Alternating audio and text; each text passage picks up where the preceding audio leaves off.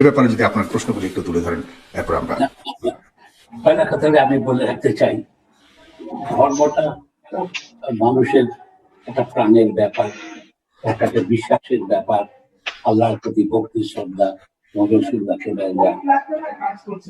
আছে। কিন্তু এখানে এটা এখানে স্যার আপনাকে শুনতে একটু কষ্ট হচ্ছে, আপনি একটু জ্বর একটু, হ্যাঁ একটু কাছ থেকে যদি বলতেন, না পাশে মনে হয় একটু সাউন্ড শোনা যাচ্ছে, অন্যান্য সাউন্ড শোনা যাচ্ছে। জি, আমি যদি বলতে চাই, ধর্ম নিয়ে আমি কোনো বাহাস করতে চাই না, কেন ধর্ম নিয়ে যুক্তি দিয়ে করা মুশকিল, এটা আবেগটা অনেক বেশি তাড়িত হবে। সেই জন্য আমি মনে করি যার যার ধর্ম, সেখানে খোদার প্রতি একটা সৃষ্টিকতার প্রতি বিশ্বাস এবং এটা ধর্মের প্রতি, ইসলাম সম্পর্কে যদি আমি বলতে বলেন, আমি মনে করি অত্যন্ত একটা আধুনিক এবং একটা বিজ্ঞানসম্মত, আর অধিকাংশ ক্ষেত্রেই আমি সম্পূর্ণ আমি মনে করি যে প্রতিটি ক্ষেত্রে একটা যুক্তি তর্কের উপর দিয়ে এটা প্রতিষ্ঠিত হয়েছে আছে। সেটা দুই একটা ব্যাপার ছাড়া অন্য কোনো বিষয়ে এটা নিয়ে আলোচনারই খুব জায়গা আছে বলে আমি মনে করি না। যেমন কি অনেকে বলে যে বোরখা সম্পর্কে আমি যে কথাটা বলেছিলাম, যে জন্য ওনারা, আমি বলেছি বোরখা হলো মেয়েদের আত্মরক্ষার জন্য এটা সৃষ্টি হয়েছে, দুটা জিনিস। আর তাছাড়া আমাদের আলেমগণ, ওনারা জ্ঞানী মানুষ, আমি যেটা ভাবে বলেছি, ওনার কোরআনের সবকিছু বিশ্লেষণই করা আমার পক্ষে সম্ভবপর না, কেন আমি আরবি ভাষাই পড়তে পারি না। ছোটবেলায় যা পড়েছিলাম সেটা তো এখন মনেও নেই ভালো করে, সুতরাং আমার সেই অধিকারই নেই ওটা সম্পর্কে প্রতিষ্ঠা। আমার কোরআন হাদিস সম্পর্কে যত জ্ঞান, সেটা অন্য ভাষার থেকে নেওয়া। আমি পড়েছি, আমি যে পড়ি নেই যে আমি হাদিস বেশ কয়েকটা হাদিসেই পড়েছি, পড়ি এখনো। আমি কোরআনের ইয়েটাতে আমি বিশ্লেষণ, আমি মনে করি যে রসুল্লাহ যেমন সর্বকালের একটা সর্বশ্রেষ্ঠ দার্শনিক, একটা রাজনীতিবিদ, ওনার প্রত্যেকটা ঘটনাকে আমি মনে করি অত্যন্ত সুভাবে নির্দিষ্টভাবে ওনারা চিন্তা করেছেন। সুতরাং এইসব নিয়ে বিতর্ক নাকি বলে অনেকে, আমি যেটা বলেছিলাম যে আপনারা বোরখা পরেন কিন্তু বোরখার নিচে লিপস্টিক লাগান, যেটা আপনারা জানেন এটা ক্ষতিকর, কারণ এটাতে যে উজ্জ্বলতা বৃদ্ধির জন্য এতে কার্সিনোজেন্স থাকে। আপনারা আলেমগণকে বলেছিলাম আপনারা পান খাওয়া ছেড়ে দেন, এটাও ক্যান্সার উৎপাদক, অনেকে, সবাই না। আমি ইনারা আরেকটা কথা আমি বলেছিলাম যে দেখেন, খারাপ কাজ অন্য সবাই করে, কিন্তু একটা ইমাম সাহেব বা মাদ্রাসার এই করলে সেটাকে বেশি দর্শনীয় বলে মনে করেন। ওনারা যে একমাত্র বলেছিলাম আপনারা ভাস্কর্য দিয়ে না করে আমাদের সবাইকে হেদায়েত করেন, যাতে আমরা সুনাগরিক হই, দেশে সুশাসন হয়, মানুষের অধিকার প্রতিষ্ঠা হয়। কিন্তু এটাকে দু চারজনে আমাকে ভুল বুঝে, যেমন এইটাই নিয়ে আমার মনে হয় যে এটা দিয়ে, তা না হলে আমি তো ধর্মের বিরুদ্ধে কথা বলি না। আমি বলি নিশ্চয়ই একজন সৃষ্টিকর্তা, তা নাহলে এত বিষয়। একটা ঘটনা বলি, আমি একজন চিকিৎসক হিসেবে দেখি মানুষের শরীরটা অদ্ভুত একটা জিনিস। একটা 3 ইঞ্চি 2 ইঞ্চি 1 ইঞ্চি, এইটা তার সাইজ, দুটা 24 ঘন্টা চলে। পৃথিবীর অন্য কোনো মেশিন 24 ঘন্টা চলতে পারে না। এটাকে অত্যন্ত কারিপূর্ণের সাথে, হার্টেরটাও ঠিক একই অবস্থা। সুতরাং এইটার দিকে আমরা, মানুষের এত জ্ঞান বৃদ্ধি হয়েছে, আমরা 24 ঘন্টা না থেমে না বিশ্রাম নিয়ে এইসব জায়গাতে, বরঞ্চ আমি মনে করি যে এইসব তো একটা নিশ্চয়ই অপূর্ব। কিন্তু ওই যে আমার যেখানে আপত্তিটা, যেখানে আজকে যারা কিভাবে প্যান্ট পরতে হবেন বলেন, কি আলখাল্লা ইতি, আমাদের পোশাক এসছে একটা প্রকৃতির নিয়মে অবস্থার পেয়েছে। আরব দেশ ধুলিবালি আছে, সেই জন্য বড় পোশাকরা, আমার দেশের ধুলাবালির কম, সুতরাং আমার ঠিক এটা প্রয়োজন নেই, ওটা এই একমাত্র ইয়ে হওয়া উচিত নয়। সুতরাং এইসব নিয়ে আমি করতাম, বরঞ্চ আমার বেশি আপত্তিটা অন্য জায়গায়, ধর্মের ব্যাপারে। মেয়েকে, আমার মেয়েটা কেন আমার ছেলের সমান সম্পত্তি পাবে না, এখানেই আমার কাছে আপত্তিটা। এখানে আমি জানি আমাদের প্রত্যেকটা, আজকে যদি আমি কোরআনটা ভালো করে পড়তে পারতাম এবং ইতিহাসটা, আব্বাসী সাহেবরা, উনারা তো স্কলার, উনারা জানেন প্রত্যেকটা সূরা,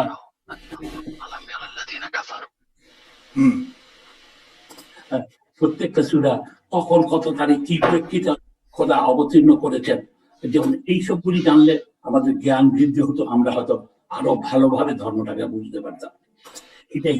কিন্তু এটা নিয়ে এইসবের বিতর্কের, যেমন হযরত আয়েশার যে ব্যাপারে যে ঘটনাটা হয়েছিল, সে খোদা যে বলেছে যে সূরাটা এসছে, এবং এই যে প্রত্যেকটি ক্ষেত্রে আমি দেখি অত্যন্ত সুচিন্তিত এইগুলি। আর আরবিক একটা অদ্ভুত ভাষা, আমি প্রায় বলি যদি এটা আজকে যদি ওই যুগে যদি নোবেল প্রাইজের কথা থাকতো, তাহলে কোরআনই পয়লা নোবেল প্রাইজ। এত সুলিখিত সুর এইটাতে আছে, সেগুলি না। ওই যে যেহেতু আমার সাথে বিতর্কটা হলো মেয়েদের সম্পত্তিতে সমান অধিকার। হ্যাঁ, আমরা মেয়েদের সম্পত্তিটা নিয়েই এখন আপনার প্রথম পর্বটাকে আমি একটু আব্বাস হুজুর কাছে যেতে চাই, তারপর আমরা অন্যান্য বিষয় নিয়ে অবশ্যই আলাপ করবো স্যার। তবে আপনি, আপনার প্রতি আমার একটা জিনিস জানা আছে স্যার, আপনি তো শতভাগ আপনি তো বিশ্বাসী স্যার, এই ব্যাপারে তো কোনো সন্দেহ নেই। আমি তাহলে তো আমি আমার সেই হ্যাঁ, এটা অনেকেরই একটা অনেকেরই সন্দেহের। হ্যাঁ, অনেক। আমি ছোটবেলায় তো নামাজ আমার সবসময় নিয়মিত পড়তাম, কিন্তু এখন আমি নামাজ পড়ি না। সুতরাং সেই জন্য আমাকে মুরতাদ ঘোষণা করেন না। তবে আমি রোজাটা 30 দিন রোজা বা 29 দিন যখনই হয়, ওটা খুব এই পর্যন্ত আমি কখনো রোজা ভাঙিনি। আমরা তাহলে স্যার নারী অধিকার নিয়ে, নারীদের পর্দা, নারী অধিকার এই বিষয়ে একটু ডক্টর এনায়েতুল্লাহ আব্বাসী হুজুর আপনার কাছে আমি আরেকটা প্রশ্ন রাখতে চাই, এটার সম্পূর্ণ আপনি ব্যাখ্যা দিবেন। পাশাপাশি আপনার কাছে আমি এটা জানতে চাই যে আপনাদের হুজুরদের মধ্যে, আপনাদের আলেমদের মধ্যে এই পর্দা বিষয়ে কিছু পক্ষে বিপক্ষে মতামত আছে, যেমন মুখ দেখানো যাবে, কে বলছে মুখ দেখানো যাবে না। সেক্ষেত্রে আসলে কোরআনের আলোকে কি বুঝাতে চাই? কারণ আমাদের নারীদের, আমরা যদি যাই আরো পিছনে, সেই মহানবী সাল্লাল্লাহু আলাইহি ওয়াসাল্লামের, আমাদের শ্রেষ্ঠ মানব মহানবী সাল্লাল্লাহু আলাইহি ওয়াসাল্লামের সেই সময়কালের সময় যদি আমরা যাই, তাহলে দেখি হযরত খাদিজা আলাইহিস সালাম কিন্তু সেই সময় বাণিজ্য শুরু করেছিলেন, আজ থেকে কত হাজার বছর আগে। তার মানে নারীদের যে একটা স্বাধীনতা, মানে বাহিরে যাওয়া অথবা বাণিজ্য করবার মতো এরকম এক সুযোগ সুবিধা থাকা সত্ত্বেও, তখন মহানবী সাল্লাল্লাহু আলাইহি ওয়াসাল্লাম খাদিজা রাদিয়াল্লাহু আন্ডারে তিনি চাকরি পর্যন্ত করেছেন। সেখানে বর্তমান আলেম সমাজ থেকে দেখা যায় যে কোনো নারীর অধীনে চাকরি করতে আগ্রহী নন, কারণ তিনি নারী। এভাবে কেন দেখা হচ্ছে বর্তমান সময়ে? সেই সময় যদি এত আধুনিক চিন্তা ভাবনা হয়ে থাকে, এখন কেন আমরা সেই পরের দিকে চিন্তা করছি? জনাব ডক্টর এনায়েতুল্লাহ আব্বাসী। আলহামদুলিল্লাহ ওয়াহদা ওয়াসসালাতু ওয়াসসালামু আলা মুহাম্মদ সাল্লাল্লাহু আলাইহি ওয়াসাল্লাম আল্লাযী মান লা নাবিয়্যা বা'দা। আল্লাহুম্মা সাল্লি আলা মুহাম্মদ নূরিল্লাহ মদিনাতিল ইলম ওয়া আলা বাবিহি আলী রাদিয়াল্লাহু তাআলা। উপস্থিত ফেস দ্য পিপলের সম্মানিত সফল সঞ্চালক এবং পরিচালক সাগর, উপস্থিত বাংলাদেশের অত্যন্ত বিদগ্ধ একজন সমাজসেবক, চিকিৎসক এবং বাংলাদেশের, আমি শুনতে পেলাম এখনই, স্বাধীনতা যুদ্ধে রয়েছে যার প্রত্যক্ষ অবদান, সে দৃষ্টিকোণ থেকে আমি বলবো একজন খাঁটি মুক্তিযোদ্ধা। আমাদের আজকের প্রোগ্রামে দেশে এবং বিদেশে যারা আজকের প্রোগ্রামটি দেখছেন, সকলকে ধন্যবাদ জ্ঞাপন করছি। আজকে যে বিষয়টি নির্ধারিত ছিল, ইসলামের রাজনীতি এবং নারীর অধিকার, যেহেতু বিষয়টি প্রথম পর্ব বাদ দিয়ে শুরু হয়ে গিয়েছে, আমি দ্বিতীয় পর্ব থেকে শুরু করছি। আমাদের সম্মানিত ডক্টর জাফরুল্লাহ সাহেব যে কথা বলেছেন, ওনার কথায় স্পষ্ট ফুটে উঠেছে যে তিনি একজন আস্তিক এবং ইসলামের মূলকে তিনি বিশ্বাস করেন। আমি দোয়া করি আল্লাহ তাআলা ওনার মনে যে সংশয় সন্দেহ আছে সেটাও দূর করে দিন এবং ইমানের রঙে ওনার অন্তরকে রঙিন করে দিন। প্রথম যে কথাটি তিনি বলেছেন যে সম্পদের ক্ষেত্রে, ইনহেরিটেড প্রপার্টি, উত্তরাধিকার সূত্রে প্রাপ্ত সম্পদের ক্ষেত্রে নারীর অর্ধেক কেন পায়, এটাকে সমান কেন করা হচ্ছে না? এই প্রশ্নটির উত্তরটা আমি পড়ে দিচ্ছি। তার আগে আমি দেখব যে ইসলাম নারীর যে অধিকার ও সম্মান দিয়েছে, পৃথিবীর পূর্বের কোন ধর্ম, কোন তন্ত্র, কোন মন্ত্র, কোন ইসলাম, কোন মতবাদ এত অধিকার, এত মর্যাদা নারীকে দিতে পারেনি। আমি ধর্মের কথা যদি বলি, ওল্ড টেস্টামেন্ট যেটা ইহুদিদের ধর্মগ্রন্থ, নিউ টেস্টামেন্ট যেটা কিতাবুল মুকাদ্দাস, আরবি সংস্করণ আমার কাছে আছে এখানে। ওল্ড টেস্টামেন্টে একটি কথা এসেছে যে ইহুদিদের বিশ্বাস, ধর্মীয় বিশ্বাস, আম্মাল ইয়াহুদু ফাকানাতিল মারআতু ইনদাহুম তুবাউ কাসিলআতিন রাখিসাতিন ওয়া খাসিসা। ইহুদি ধর্মের পণ্ডিতগণ মনে করতেন যে মহিলারা সামান্য পণ্য সামগ্রীর মতো একটি জিনিস, যখন খুশি তখন মহিলাদেরকে কেনাবেচা করা যায়। এবং তাদের ধর্মীয় বিশ্বাস হচ্ছে ওয়াকানু ইয়ানজুরুনা লিল মারআতি আলা আন্নাহা খাইনাতুন মুতামাররিদাতুন কাযিবাতুন ওয়া দালিলা ওয়া ইয়াতাবিরুনাহা লা'নাতান লিআন্নাহা আগওয়াত আদম আলাইহিস সালাম। ইহুদিদের বিশ্বাস ওল্ড টেস্টামেন্টে এসেছে, আমি আরবি ভার্স শুনিয়েছি, যে তারা মহিলাদেরকে মনে করে মিথ্যাবাদী, অভিশপ্ত, খেয়ানতকারী, কারণ তাদের বিশ্বাস হযরত আদমকে মহিলা হযরত হাওয়াই পথভ্রষ্ট করেছেন। খ্রিস্টান ধর্মে বলা হয়েছে নিউ টেস্টামেন্টে মহিলারা হচ্ছে শয়তানের বিষাক্ত তীর। হিন্দু ধর্মের উপনিষদ বা বিভিন্ন ধর্মগ্রন্থেও এমন কিছু কথা আছে যা নারী জাতির অপমান, অসম্মান এবং অধিকার বলুণ্ঠিত হয় বলে প্রমাণিত হয়। সেই ক্ষেত্রে আল্লাহ প্রদত্ত জীবন বিধান ইসলামে নারীর অধিকার ও সম্মান কতটুকু, আমি খুব সংক্ষেপে বলছি আমাদের মোহতারম ডাক্তার জাফরুল্লাহ সাহেবের অবগতির জন্য ও যাদের মধ্যে সংশয় সন্দেহ আছে তা দূরীভূত করার জন্য। আল্লাহ পাক কোরআন কারিমে নারী পুরুষকে মর্যাদার দিক দিয়ে সমান নির্ধারণ করেছেন। সম্মানের দিক দিয়ে আল্লাহ পাক বলেন, ইয়া আইয়ুহান নাস ইন্না খালাকনাকুম মিন যাকারি ওয়া উনসা, হে মানব জাতি, আমি তোমাদেরকে সৃষ্টি করেছি একজন পুরুষ থেকে একজন নারী থেকে। আল্লাহ পাক এখানে নারী ও পুরুষকে সমান মর্যাদা দান করেছেন। আল্লাহ তাআলা অন্যত্র বলেন, ওয়াকুলনা ইয়া আদাম উসকুন আনতা ওয়া যাওজুকাল জান্নাহ, হে আদম, তুমি এবং তোমার স্ত্রী বেহেশতে পরমানন্দে বসবাস করো, যা খুশি তা খাও। এখান থেকে স্পষ্ট হয়ে যায় নারী ও পুরুষকে জান্নাতে থাকার ক্ষেত্রে আল্লাহ তাআলা সমান অধিকার দিয়েছেন এবং মানব জাতির বিকাশ, বংশ পরম্পরা এবং পৃথিবীতে মানব সভ্যতার আদি পুরুষ আদম ও হাওয়া দুজনের অবস্থান জান্নাতে ছিল, সে কথা আল্লাহর কোরআন ঘোষণা করেছেন। সবচেয়ে আশ্চর্যের বিষয়, ওল্ড টেস্টামেন্ট, নিউ টেস্টামেন্ট বা অন্যান্য ধর্মগ্রন্থগুলোতে যেখানে নারীকে অভিশপ্ত বলা হয়েছে আদমকে ধোঁকা দেওয়ার কথা বলা অপরাধে, সেখানে কোরআন কারিমে আল্লাহ তাআলা নারীকে কোথাও দোষারোপ করেননি হযরত হাওয়াকে, আল্লাহ কিছুটা দোষারোপ করেছেন আদমকে। আল্লাহ বলেছেন, ওয়া আসা আদামু রাব্বাহু ফাগাওয়া, আদম তার রবের অবাধ্যতা করেছে এবং পথভ্রষ্ট হয়েছে। সেখানে আল্লাহ নারীকে সম্পূর্ণ নির্দোষ রাখলেন, আদমকে দোষারোপ করলেন। এর চেয়ে বেশি নারীর সম্মান মর্যাদা আর কি হতে পারে? শুধু তাই নয়, কোরআন কারিমে আল্লাহ তাআলা ইরশাদ করেছেন, ফাইযা বুশিরা আহাদুহুম বিল উনসা যাল্লা ওয়াজহুহু মুসওয়াদ্দাও ওয়া হুয়া কাযীম, নারীকে মর্যাদা সম্মান দেবার ক্ষেত্রে এত সুন্দর কথা, এত উচ্চাঙ্গের কথা না পূর্বে কোনো ধর্মগ্রন্থে পাওয়া যায়, না বর্তমান জাতিসংঘের সনদে পাওয়া যায়, না নারীবাদীদের কোনো বইতে পাওয়া যায়। আল্লাহ বললেন, যখন অবিশ্বাসীদেরকে বুশিরা আহাদুহুম বিল উনসা, কোন কন্যা সন্তান জন্মের সুসংবাদ দেওয়া হয়, তখন তাদের চেহারাটা কালো হয়ে যায়, তারা বেজার হয়ে যায়। মানে কন্যা সন্তান জন্ম নেওয়াকেই আল্লাহ তাআলা সুসংবাদ বলেছেন। নারী জাতির সম্মান, মর্যাদা এবং পৃথিবীর জন্য তারা কত কল্যাণ বয়ে আনে সে কথাটি কোরআন স্পষ্ট করে দিয়েছে। আল্লাহ রাসূল সাল্লাল্লাহু আলাইহি ওয়াসাল্লাম হাদিসে এসেছে, মান উবতুলিয়া মিন হাযিহিল বানাত কুন্না লাহু সিতরাম মিনান নার, যে ব্যক্তি কন্যা সন্তানদেরকে লালন পালন করে, তাদের লালন পালনে, ভরণ পোষণে কষ্ট করে, এই কন্যাগুলোই তার জাহান্নামে যাওয়ার ক্ষেত্রে দেওয়াল হয়ে দাঁড়াবে। নারী জাতির সম্মান, মর্যাদা কত বেশি ইসলাম নির্ধারণ করেছে।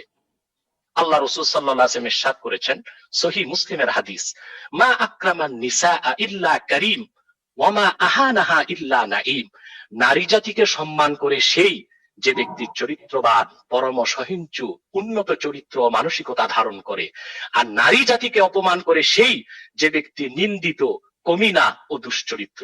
নারী জাতির অপমানকে আল্লাহ রাসূল সাল্লাল্লাহু আলাইহি ওয়াসাল্লাম একটি বড় গুনাহ হিসেবে নির্ধারণ করেছেন। সম্পদের অধিকার ইসলাম নারীকে যা দিয়েছে, যতটুকু দিয়েছে, তাই যৌক্তিক, নৈতিক এবং বৈজ্ঞানিক। শুধুমাত্র সূরা নিসাতে যে কথাটা আল্লাহ বলেছেন, লিযাকারি মিসলু হাজ্জিল উনসায়াইন, অর্থাৎ এক ছেলের অংশ দুই কন্যা সন্তানের মতো, আল্লাহ এটা বলেছেন। এই দিয়ে শুধুমাত্র অপব্যাখ্যার সুযোগ নেই যে ইসলাম নারীকে ঠকিয়েছে, ইসলাম সমান অধিকার দেয়নি। 1870 সালের আগে ডক্টর জাফরুল্লাহ মহোদয় বলবেন, 1870 সালের আগে পৃথিবীর কোন সংবিধানে, রাষ্ট্রে নারীর সম্পত্তির উপর কোন অধিকার ছিল না। 1870 সালে ইউরোপ আমেরিকাতে প্রথম নারীকে সম্পত্তির অধিকার দেওয়া হয়েছে, তার সম্পত্তি আহরণের, সঞ্চয়ের, বন্টনের, সম্পদ রাখার অধিকার দেওয়া হয়েছে। অথচ আল্লাহ তাআলা 1500 বছর আগে কোরআন কারিমে বলেছেন, লিররিজালি নসীবুম মিম্মা ইকতাসাবু ওয়া লিন-নিসাই নসীবুম মিম্মা ইকতাসাবনা, পুরুষ যা কামাই করে, অর্জন করে, সেটা তার অংশ, নারী যা কামাই করে, অর্জন করে, সেটা তার অংশ। সেটাতে পুরুষ হস্তক্ষেপ করার কোনো অথরিটি, কোনো অধিকার রাখে না।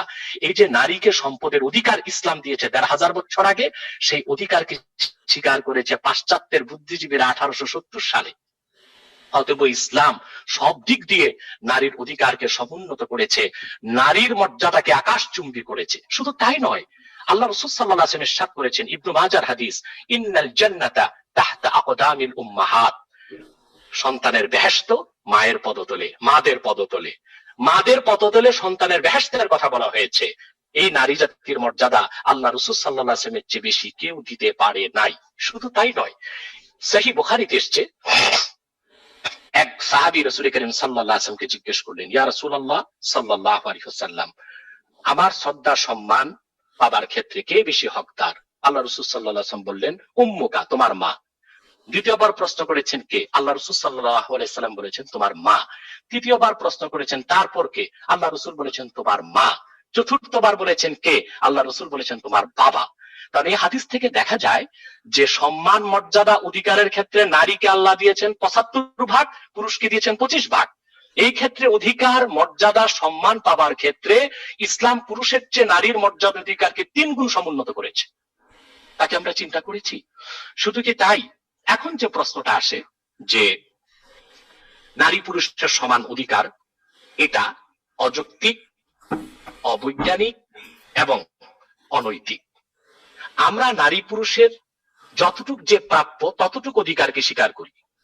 সকল ক্ষেত্রে নারী পুরুষ সমান অধিকার চাওয়াটাও অযৌক্তিক এবং অবৈজ্ঞানিক। আমি ব্যাখ্যা দিচ্ছি। আমাদের জাফরুল্লাহ স্যার তো বড় একজন চিকিৎসক, নিশ্চয়ই বায়োলজি তিনি অনেক পড়েছেন। বায়োলজিতে স্পষ্ট এসেছে যে নারী পুরুষের মধ্যে পার্থক্যের ক্ষেত্রে 25 biological differences between man and woman. নারী ও পুরুষের মধ্যে বায়োলজির দৃষ্টিকোণ থেকে 25টি পার্থক্য আছে। স্যার এটা অস্বীকার করতে পারবেন না। সাইকোলজিক্যাল পার্থক্য আছে 15টি, ফিজিক্যাল পার্থক্য আছে আরো 15টি। অর্থাৎ সৃষ্টিগতভাবে নারী পুরুষের মধ্যে পার্থক্য রয়েছে 50 ভাগ। সেখানে আমরা সকল ক্ষেত্রে নারী পুরুষের সমান অধিকার চাওয়াটা শুধু অনৈতিক নয়, অবৈজ্ঞানিকও বটে। মেডিকেল সায়েন্স, বিশেষ করে বায়োলজিতে পাওয়া যায়, একজন এডাল্ট পুরুষ, প্রাপ্তবয়স্ক পুরুষের মাথায় মস্তিষ্কের পরিমাণ কোয়ান্টিটি হচ্ছে 60 গ্রাম, আর একজন এডাল্ট মহিলা, পূর্ণবয়স্কা মহিলার মাথায় মস্তিষ্কের কোয়ান্টিটি হচ্ছে 40 গ্রাম। যেখানে মস্তিষ্ক বা মগজের পরিমাপে নারী ও পুরুষের মধ্যে এতটা পার্থক্য, সেখানে সকল ক্ষেত্রে নারী পুরুষের অধিকার চাওয়াটা কতটা যৌক্তিক, নৈতিক এবং বৈজ্ঞানিক, সেই প্রশ্নটা জাফরুল্লাহ স্যারের কাছে রইল। তাহলে এখন প্রশ্ন হচ্ছে, তাহলে সকল ক্ষেত্রে নারী পুরুষের সমান অধিকার চাওয়াটা এটা নৈতিকতা এবং যৌক্তিকতা এবং বৈজ্ঞানিক মানদণ্ডে উত্তীর্ণ নয়, এটা একটি আবেগ ঘন কথা, এটা সত্যের মানদণ্ডে উত্তীর্ণ কোনো কথা নয়। এজন্য ইসলাম কোন কোন ক্ষেত্রে নারীকে পুরুষের চেয়ে অনেক বেশি অধিকার দিয়েছে, আর কোন কোন ক্ষেত্রে ইসলাম নারীর চেয়ে পুরুষকে বেশি অধিকার দিয়েছে। তাহলে আমরা নারী পুরুষের সমান অধিকার চাইতে পারি না। আমরা নারী যতটুকু অধিকার প্রাপ্য তার অধিকার তাকে পুরা দিতে চাই, পুরুষ যতটুকু অধিকার পাবে ততটুকু অধিকার আমরা পুরুষকে দিতে চাই। আল্লাহ তাআলা যে কোরআনে বলেছেন, লিযযাকারি মিসলু হাজ্জিল উনসায়াইন, এক ছেলের অংশ 2 কন্যা সন্তানের মতো। শুধু আমরা এতটুকু কেন দেখলাম? অন্য ক্ষেত্রে আল্লাহ কি বলেছেন তা আমরা কেন দেখলাম না? আল্লাহ পাক স্পষ্ট কোরআন কারীমে বলে দিয়েছেন, নারী এক জায়গা থেকে পাবে না। আমি কোরআন কারীমের আরেকটি আয়াত এখানে তুলে ধরছি, যেখানে স্পষ্ট আল্লাহ রাব্বুল আলামিন নারীর সম্পদের অধিকার বিভিন্ন খাতকে উল্লেখ করে দিয়েছেন কোরআনে কারীমের মধ্যে, যে যখন কোন পুরুষ ব্যক্তি, কোন মানুষ যদি পিতা মাতার মৃত্যুর পরে তার উত্তরাধিকার সম্পদ ছেলে যেরকম পাবে মেয়ে সেরকম পাবে, তবে কেউ বেশি কেউ কম। আত্মীয়দের রেখে যাওয়া উত্তরাধিকার সম্পদে ছেলেও অংশ পাবে মেয়েও অংশ পাবে। শুধু পিতার থেকে পাওয়ার ক্ষেত্রে আল্লাহ তাআলা মেয়েদের কথা বলেছেন যে তারা ছেলের অর্ধেকটা পাবে। যে অর্ধেকটা আল্লাহ মহিলাকে দিলেন তার সম্পদ হিসেবে নির্ধারণ করলেন, তার পুরাটাই হচ্ছে আনইউজ প্রপার্টি, সারা জীবন এটা সে তার ধন হিসেবে রেখে দিবে। অথচ পুরুষের উপর পুরুষ ডবল পেল, পুরুষের উপর আল্লাহ ফরজ করেছেন তার স্ত্রীর খোরপোশ দেওয়া, ফরজ করেছেন সন্তানদের দায়িত্ব পালন করা, ফরজ করেছেন স্ত্রীর ভরণ পোষণের ব্যবস্থা। পক্ষান্তরে স্ত্রীকে যে অর্ধেক সম্পদ আল্লাহ দিয়েছেন শুধু পিতার সূত্রে, অন্যান্য খাত থেকে স্ত্রী পাবে, মেয়েরা পাবে, সেটা ভিন্ন। শুধু পিতা থেকে যেটা পাবে, যদিও পরিমাণে তা অর্ধেক, তার কোনো খরচ নেই, সেটা সারা জীবন যদি মহিলা সঞ্চিত রেখে দেয়, স্বামীর কোনো অথরিটি নেই তার সম্পদে হস্তক্ষেপ করবে। আর যদি স্বামী তার সম্পদ থেকে তার স্ত্রীকে ভরণ পোষণ না করে ইসলামী শরিয়া আদালতে স্বামীকে অ্যারেস্ট করা হবে এবং তাকে বাধ্য করা হবে তার সম্পদ থেকে যেন তার স্ত্রীর ভরণ পোষণ দেওয়া হয়। অতএব আল্লাহ তাআলা বাহ্যত এক জায়গায় হুকুম করেছেন যে ছেলের অর্ধেক পাবে মেয়ে, কিন্তু পুরাটাই আনইউজ প্রপার্টি, এটা সারা জীবন তার জন্য এটা ডিপোজিট হয়ে থাকবে, এটা তার একটা সম্পদ, তার ভবিষ্যতের জন্য সে রেখে দিবে, যেখানে খুশি সেখানে তার সম্পদ সে খরচ করবে, স্বামীর কিছুর বলার থাকবে না। হুজুর ইসলাম আপনার সব কাছে ক্ষেত্রে জি বোরকা পরার ব্যাপারে যদি ইয়ে করেন, পরবর্তী আমরা আরেকটা টপিকে যেতে হবে আমাদের। আচ্ছা আচ্ছা আচ্ছা, ঠিক আছে, আমি বোরখাতে চলে যাচ্ছি। আপনারা বোরখাটা নিয়ে তো অ্যালার্জি বেশি, সেটার ব্যাখ্যাই দিচ্ছি। না, অনেকেই জানতে চায়। জি জি জি, আচ্ছা, আমাদের জাফরুল্লাহ স্যারের যত প্রশ্ন আছে আমরা শুনবো এবং কোরআন সুন্নাহ থেকে এগুলোর উত্তর আমরা দিব ইনশাআল্লাহ। একটি কথা জাফরুল্লাহ স্যারের অবগতির জন্য বলছি, এবং জাফরুল্লাহ স্যার তো বিশ্বাসী মানুষ আমি বুঝতে পেরেছি, কিন্তু বাংলাদেশে যারা বুদ্ধিজীবীদের মধ্যে অবিশ্বাসী, সংশয়বাদী, নৈরাজ্যবাদী, তাদেরকে একটি কথা বলবো যে আল্লাহর কোরআনের প্রতিটি বাক্যের, প্রতিটি শব্দের, প্রতিটি অক্ষর মহাসত্যের সর্বোচ্চ মানদণ্ডে উত্তীর্ণ, এবং আল্লাহর হাবিব যার উপর কোরআন আল্লাহ নাজিল করেছেন মুহাম্মদ সাল্লাল্লাহু আলাইহি সাল্লামের প্রতিটি বিশুদ্ধ হাদিস মহাসত্যের সর্বোচ্চ মানদণ্ডে উত্তীর্ণ। সেজন্য বিজ্ঞান দিয়ে কোরআনকে জাস্টিফাই করা যাবে না, কোরআন দিয়ে বিজ্ঞানকে বা অন্য মতবাদকে জাস্টিফাই করতে হবে। তার কারণ পৃথিবীর হুজুর, এখানে আমার একটা প্রশ্ন আছে। পৃথিবীর এই যে যত প্রশ্ন জানার জন্য, সৃষ্টি থেকে শুরু করে আল্লাহর যে কোনো বিষয়ে, ইসলাম ধর্মের প্রতি, সবকিছুর উত্তর কি কোরআনে দেওয়া আছে? এবং এগুলো জানতে চাওয়া কি কোনো অপরাধ? আমি আমি আমি না না, অপরাধ না, আমি সেটা বলে দিচ্ছি। আল্লাহ তাআলা কোরআন কারীমে বলেছেন ওয়ানাজ্জালনা আলাইকাল কিতাবা তিবয়ানাল লিকুল্লি শাই। মুহাম্মদ সাল্লাল্লাহু আলাইহি সাল্লাম, আপনার উপর আমি যে কোরআন অবতীর্ণ করেছি তার সবকিছু সুস্পষ্ট ব্যাখ্যা হিসেবে। জানতে চাইলে উত্তর বলা হয়, এটাও বা কেন? মানে যারা জানে না তারা বলে যে না, এটা জানতে চাইবেন না, এটা জানতে চাওয়া উচিত না, আপনি মুরতাদ, আপনি নাস্তিক, এই ধরনের কিছু কিছু দাবি দাওয়া উঠে আসে আলেমদের পক্ষ থেকে। জানতে চাওয়ার কিছু শিষ্টাচার আছে, কিছু ভদ্রতা আছে। আপনি যদি জানার জন্য জানতে চান, হাজার প্রশ্ন করবেন, আপনাকে কেউ মুরতাদ বলবে না। কিন্তু জানতে যে আপনি যদি আল্লাহ তার রসুলের শানে বেয়াদবি করেন, অবজ্ঞামূলক কথা বলেন, তখনই মুরতাদ হওয়ার প্রশ্নটি চলে আসে। আমার প্রসঙ্গটি সাগর আমাকে শেষ করতে দেন। সেটা হচ্ছে যে মহাসত্যের মানদণ্ডে উত্তীর্ণ আল্লাহর কোরআন। অতএব কোরআনের কিছু যদি আমাদের বুঝতে আমরা ব্যর্থ হই, বুঝতে হবে সেটা আমাদের জ্ঞানের স্বল্পতা। কারণ কোরআন কারিমে, আমি উদাহরণ দিচ্ছি আমাদের জাফরুল্লাহ স্যারের উদ্দেশ্যে, অন্যান্য সংশয়বাদীদের উদ্দেশ্যে, এবং সাগর আপনাকেও বোঝানোর জন্য, যে কোরআনের কোনো কথা বা রাসূলুল্লাহর কোনো হাদিস বুঝতে যদি আমরা না পারি, আর সেটা যদি বুঝার ক্ষেত্রে মানব রচিত তন্ত্র মন্ত্র কিংবা বিজ্ঞানের সহায়তা নেই, সেটাও উচিত হবে না। কারণ আল্লাহর কোরআনে এমন কথা আল্লাহ ১৫০০ বছর আগে বলেছেন, যা আধুনিক বিজ্ঞান ১৫০০ বছর পরে এসে মস্তক নত করে মেনে নিয়েছে। সবকিছু যাচাই করা হবে কোরআন দিয়ে, কোরআনকে যাচাই করার কিছু নাই। কোরআনের প্রমাণ কোরআন নিজে। যেমন আমি একটু উদাহরণ দিচ্ছি, আমি একজন মানুষ, জাফরুল্লাহ স্যার একজন মানুষ, সাগর একজন মানুষ। আমরা যে মানুষ, আমাদের সিগনিফিকেশন কি? কেন মানুষ আমরা চাদরে মুখটা ঢেকে রেখেছি, শুধু মুখটা খুললেই যে কেউ বলবে আমরা মানুষ, মুখের নিদর্শন দেখে বলবে আমরা মানুষ। আল্লাহর কোরআনে আল্লাহ এত নিদর্শন রেখেছেন যে কোরআন মনোযোগ দিয়ে পড়লে একটা মানুষ বুঝবে এটা আল্লাহর কালাম ছাড়া কিছু হতে পারে না। তার একটি উদাহরণ দিচ্ছি আমি, কোরআন সূরা আম্বিয়া থেকে, 17 পারা থেকে, এবং আয়াত নাম্বার হচ্ছে 30। আমি আয়াতটি পড়ে অনুবাদ করছি। আল্লাহ পাক কোরআন কারীমে বলেছেন, আওয়ালাম ইয়ারুল্লাযীনা কাফারু আন্নাস সামাওয়াতি ওয়াল আরদা কানাতা রাতকান ফাফাতাকনাহুমা ওয়া জাআলনা মিনাল মাই কুল্লা শাইইন হাই আফালা ইউমিনুন। এখানে আল্লাহ বিগ ব্যাংকের কথা বলেছেন।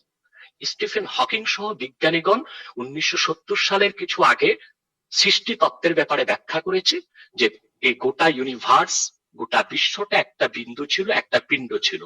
মহাবিস্ফোরণের মাধ্যমে সূর্য, চন্দ্র, নক্ষত্র, নীহারিকা, ধূমকেতু, গ্রহ, গ্রহাণুপুঞ্জ সবকিছু হয়েছে। কথাটা 1960 সালে বিজ্ঞান পেয়েছে। আর কোরআন কারীমে আল্লাহ তাআলা বলেছেন ১৫০০ বছর আগে, আওয়ালাম ইয়ারাল্লাযীনা কাফারু, অবিশ্বাসীগণ কি এটা দেখে না, আন্নাস সামাওয়াতি ওয়াল আরদা কানাতা রাতকান ফাফাতাকনাহুমা, আকাশ জমিন সবকিছু ছিল একটা পিণ্ড, একটা বিন্দু, আমি আল্লাহ বিচ্ছিন্ন করেছি, ভাগ ভাগ করেছি।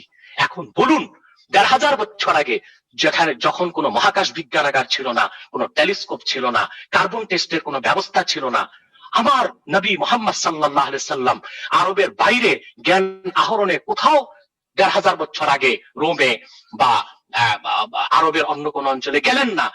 তিনি কিভাবে এই তথ্য পৃথিবীর মানুষকে দিবেন? নিশ্চয়ই এটা আল্লাহর বাণী, আল্লাহর কোরআন, আল্লাহর কালাম, যা অবতীর্ণ হয়েছে মুহাম্মদ সাল্লাল্লাহু আলাইহি সাল্লামের উপর 1,500 বছর আগে। শুধু কি তাই, ঠিক এর পরের আয়াত আল্লাহ তাআলা বলেন, জাআলনা মিনাল মাই কুল্লা শাইইন হাই, প্রতিটি জীবিত প্রাণীকে, জীবকে আমি তৈরি করেছি পানি থেকে। আজকে সমস্ত জুলজিস্টরা একমত, ডক্টর পিপি গ্রাস ফ্রান্সের সবচেয়ে বড় জুলজি বিজ্ঞানী ছিল, তিনিও একমত হয়েছেন কোরআনের এই আয়াতের সাথে, যে প্রতিটি জীবিত প্রাণীর কোষের মধ্যে দেখা যায় যে 75% বেশি পানি। আমি একটা উদাহরণ দিলাম প্রাসঙ্গিক কারণে, যে আমাদের কোনো কিছু যদি বুঝতে কষ্ট হয় কোরআন হাদিসের, বুঝতে হবে সেটা আমাদের জ্ঞানের স্বল্পতা। বিজ্ঞান দিয়ে কোরআন হাদিসকে যাচাই করা যাবে না। কোরআন হাদিসের সবকিছু মহাসত্যের সর্বোচ্চ মানদণ্ডে উত্তীর্ণ। এখন আসুন পর্দার প্রসঙ্গে। ইসলাম পর্দা কেন দিয়েছে, এটার ব্যাখ্যাটা আমি দিচ্ছি। হুজুর, আমি মাঝখানে এই প্রসঙ্গটা শুরু করার আগে একটু আপনাকে বলি, এবং স্যার আপনাকেও বলি, কথা ভুলে যাবো সাগর। হ্যাঁ, পর্দা নিয়ে শুরু করুন। আপনি পর্দা নিয়ে, বোরকা নিয়ে শুরু করুন। এত সুন্দর করে ভয়েস করেন, আপনারা কিছুই ভুলেন না। রাইট, আপনি বোরকা দিয়ে শুরু করছিলেন। এ ফাঁকে আমি একটু আপনাদের অবগত জানাচ্ছি যে এই মুহূর্তে আমাদের এই শোটি প্রায় 30,000-এর উপরে মানুষ দেখছে। স্যার, বাংলাদেশের ইতিহাসে 30,000 মানুষ কোন লাইভ শো এভাবে দেখেনি বাংলাদেশের ইতিহাসে। এর আগে এনায়েতুল্লাহ আব্বাসী হুজুর এসেছিলেন, তখন 24,000 মানুষ দেখেছিল। আজকে 30,000। এই কারণে বলি, আমার ফেসবুকের দেখছে এই মুহূর্তে 25,000, আর আমার ইউটিউবে দেখছে প্রায় আরো 7,000, তার মানে 32,000। জি হুজুর বলেন, আপনারা দর্শক যদি শেয়ার করেন আরো মানুষ সুন্দর করে বলতে পারেন, তাই এত লোকে ওয়াচ করছে। আমি একটা কথা বলি, আপনার যেখানে উনার প্রত্যেকটা যেটা এই ব্যাপারে, কতগুলি ব্যাপারে তর্কের কোনো প্রয়োজন নেই। যেমন কি অন্যান্য ধর্মের যেখানে নারীদের, আর আমি একটু বোরকার ব্যাপারটা শুনে এসে আপনার কাছে আসি স্যার, তারপর আপনি আরেকটা প্রসঙ্গ নিয়ে আসেন। জি জি হুজুর, সরি, আপনি সাগর, আগে কোন লাইভ শোর কথাটি বললেন, ভুলে যাচ্ছি। কোন লাইভ শো? আপনার সাথে আরেকটি শো করেছিলাম ওই শারিয়ার কবিরের, সেখানে সর্বোচ্চ সংখ্যা ছিল 24,000-এর একটা ইয়ে গিয়েছিল। তো আজকে দেখলাম এটা খুবই মানে একটা আনন্দের বিষয় ডেফিনেটলি আমার জন্য এবং সবার জন্য, সারা বাংলাদেশের মানুষের জন্য, যে মানুষ সত্যিকার অর্থেই সঠিক মানুষের কথা শুনতে চায়। এটাই একটা প্রমাণিত সত্য। তো সে কারণে আপনাদেরকে জানালাম যে আপনাদের মানুষ কথাগুলো যে কত হাজার মানুষ শুনছে সেটা একটু বললাম আর কি। যে হুজুর, আপনি একটু দয়া করে, যদি অন্যান্য প্রসঙ্গ আসবে, আপনি একটু বোরকার ব্যাপারে যদি একটু স্পষ্ট করেন আমাদেরকে। আচ্ছা, আমি এবার পর্দার প্রসঙ্গে চলে গেলাম। ইসলাম যে পর্দাকে বাধ্যতামূলক করেছে মহিলাদের জন্য, সবচেয়ে বড় ভুল, আমি কবে থেকে পর্দা বাধ্যতামূলক করবো আমি বলছি, সেটাই ব্যাখ্যা দিচ্ছি। সবচেয়ে বড় কথা, আমরা একটা ভুলের মধ্যে আছি। আমরা মনে করি ইসলাম শুধু মহিলাদেরকে পর্দা দিয়েছে। না, পর্দা মহিলার জন্য, পুরুষের জন্য, তবে তা ভিন্ন ভিন্ন স্বরূপ। পুরুষকে আল্লাহ তাআলা পর্দা বলেছেন গদ্দুল বাসার, তার দৃষ্টিকে অবনমিত রাখতে হবে। আর মহিলার পর্দা হচ্ছে তার বিশেষ অঙ্গগুলোকে ঢেকে রাখবে। প্রশ্ন হলো কেন? আমি আগে বলেছি যে কোরআন হাদিসের প্রতিটি বিষয়কে আমরা যারা বিশ্বাসী, আমরা বিনা বাক্যে মেনে নেই, সেখানে কোনো যৌক্তিকতা খোঁজার প্রয়োজন আমরা অনুভব করি না। 2, পর্দার যে বিধান ইসলাম করেছে তা কেন? আমি আগে বলেছি যে নারী ও পুরুষের মধ্যে পার্থক্য রয়েছে, বায়োলজিক্যাল পার্থক্য রয়েছে, ফিজিক্যাল পার্থক্য রয়েছে, সাইকোলজিক্যাল পার্থক্য আছে। নারীদের যে পর্দার বিধান ইসলাম করেছে তা কখন থেকে? বালেগা হওয়ার পর থেকে। আমরা জানি নারী ও পুরুষকে সৃষ্টিগতভাবে আল্লাহ তাআলা তৈরি করেছেন এমন ভাবে যে নারী পুরুষের প্রত্যেকের বিপরীত লিঙ্গের প্রতি একটি টান বা আকর্ষণ থাকে। আর সেটা কি রকম? যখন কোন নারী বা পুরুষ 3 এজ পার হয়ে যায়, 3 এজ পার হয়ে যাওয়ার পর, এটা বিজ্ঞানসম্মত একটি কথা, যে কোন পুরুষ যখন 3 এজ পার হওয়ার পর কোন মহিলাকে দেখবে, আর তা যদি একেবারে বেভূষণ অবস্থায় দেখে, তো প্রথমেই তার মস্তিষ্কের যে গ্ল্যান্ড তার সেক্সুয়াল অ্যাক্টিভিটিসকে কন্ট্রোল করে, সেটা অ্যাক্টিভ হয়ে যায়, এবং স্বাভাবিকভাবেই তার সেক্সুয়াল থটস বেড়ে যায় চোখে। এটা একটা ফিজিক্যাল পার্থক্য নারী এবং পুরুষের। পুরুষের চোখে সেক্সুয়াল থট বেড়ে যায় এবং তার মস্তিষ্কের গ্ল্যান্ড 100% অ্যাক্টিভ হয়ে যায়, রক্ত চলাচল বহুগুণ বেড়ে যায়, এবং তখন রক্তের চাপটা পুরুষের নিচের দিকে থাকে। আর বিপরীত লিঙ্গ মহিলার প্রতি তার একটি অস্বাভাবিক আকর্ষণ সৃষ্টি হয়ে যায়, যেটা আল্লাহ তাআলা সৃষ্টিগতভাবে রেখেছেন। এখন এই যে অস্বাভাবিক আকর্ষণ বেড়ে যায় একজন পুরুষের মহিলার প্রতি, এই আকর্ষণ বেড়ে যাওয়ার কারণে তার দুটি অবস্থার একটি অবস্থা, সে যদি তার চাহিদা মেটাতে চায় মেয়েটিকে সুযোগ করে দিতে হবে, আর যদি মেয়েটি সুযোগ করে না দেয় তো তার দুর্ঘটনায় মৃত্যু হতে পারে। লন্ডনে এরকম ঘটনা ঘটেছে, গবেষকগণ দেখেছেন চরম যৌন উত্তেজনার শিকার এক ব্যক্তি তার যৌন ক্ষুধা মেটাতে পারে নাই, যে কারণে তার মস্তিষ্কের রক্ত শূন্য হয়ে অক্সিজেনের অভাবে সে লোকটি মারা গিয়েছিল। তাহলে দেখা যাচ্ছে এখন আমরা যদি বলি যে না, পুরুষকে বেঁচে থাকার জন্য ও তার সেক্সুয়াল অ্যাক্টিভিটিস কে মেটাবার জন্য মেয়েকে সুযোগ করে দিতে হবে, তো পৃথিবীর কোনো মেয়ে, কোনো মা, কোনো বোন নিরাপদ থাকবে না, সতীত্ব সম্ভ্রম নিয়ে বেঁচে থাকতে পারবে না। তাহলে কি করতে হবে? তার একমাত্র সমাধান হচ্ছে মেয়েটিকে আল্লাহর পক্ষ থেকে যে পর্দার বিধান করা হয়েছে তা তাকে মানতে হবে। এর মাধ্যমে যে পুরুষটির বা মেয়েটির যে সেক্সুয়াল অ্যাক্টিভিটিস তা অনিয়ন্ত্রিত হবে না, সীমা লঙ্ঘন করবে না, তখন নৈতিকতা ঠিক থাকবে, মেয়েটি তার চরিত্র সম্ভ্রম সম্মানকে ঠিক রাখতে পারবে, পুরুষটি স্বাভাবিক জীবনযাপন করতে পারবে, তার চরিত্রকেও ধরে রাখতে পারবে। মূলত পর্দাটা ইসলাম দিয়েছে সম্পূর্ণ মেয়েদের চরিত্র সম্ভ্রমকে রক্ষা করে উন্মুক্তভাবে সব জায়গায় যেন তারা চলাফেরা করতে পারে। ঘরের ভিতরে একটি মেয়ের, একটি নারীর পর্দার প্রয়োজন হয় না, যেখানে তার স্বামী, যেখানে তার সেখানে ইচ্ছার পরিপন্থী কি হচ্ছে কিনা একটু ঘরের ভিতরে। কিন্তু ইসলাম মেয়েদেরকে অবাধ স্বাধীনতা দিয়েছে। একাই কি একজন মেয়ে শারঈ পর্দার মাধ্যমে 48 মাইল দূরত্বে সফর করতে পারে বা পারবে। এরপর এর দূরে যেতে হলে রক্ত সম্পর্কের একজন মহরামকে তার সঙ্গে রাখতে হবে। এখন কথা হচ্ছে, আচ্ছা মনে হয় না আমাদের জাফরুল হাসান চাচির সাথে কথা বলতেছে। আচ্ছা সেটা যাই হোক,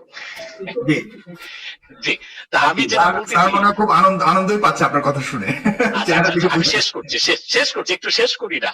স্যার তো চিকিৎসক মানুষ, বিজ্ঞান খুব ভালো বুঝেন, বেশি বুঝেন, বিশেষ করে বায়োলজি, কেমিস্ট পড়ে শুনি তো ডাক্তার হয়েছেন, এগুলো উনি ভালো জানেন, আমি একটু মনে করিয়ে দিচ্ছি। তাহলে দেখা যাচ্ছে পর্দা নারীর কল্যাণে, তার চরিত্র, তার সম্ভ্রম রক্ষার জন্য, পুরুষ ও নারীর সুস্থতার জন্য এবং উন্নত চরিত্র ধরে রাখার জন্য, সামাজিক অবক্ষয় রোধে এবং সমাজ রাষ্ট্র একটি কল্যাণ রাষ্ট্র হওয়ার জন্য, একটি সুন্দর সমাজের জন্য, একটি ভালো সংসারের জন্য ইসলাম পর্দা দিয়েছে নারীকে। তবে পর্দাটা একমুখী নয়, একপাক্ষিক নয়, শুধু মেয়ে করবে, পুরুষকে পর্দা করতে হবে। পুরুষের পর্দা হচ্ছে তার দৃষ্টি অবনমিত রাখা, আর মেয়ের পর্দা হচ্ছে তার বিশেষ অঙ্গগুলোকে ঢেকে রাখা। এখন একটি সায়েন্টিফিক ব্যাখ্যা আমি দিচ্ছি। বিজ্ঞান বলে প্রতিটি মহিলার প্রতি মাসে 12 থেকে 48 ঘন্টার একটি পিরিয়ড পার হয়, যেটাকে বলা হয় উইন্ডো পিরিয়ড। সে সময়টিতে যে কোনো মহিলা যদি স্বামীর সংস্পর্শে আসে বা পুরুষের সংস্পর্শে আসে, তার প্রেগন্যান্সির সম্ভাবনা 100%। ঠিক সে সময় মহিলাদের শরীর থেকে একটি স্মেল বের হয়, এটা একটি বৈজ্ঞানিক তথ্য। সেই স্মেল যদি কোনো পুরুষের নাকে যায় তখন তার সেক্সুয়াল থটস 100% স্তরে চলে যায়।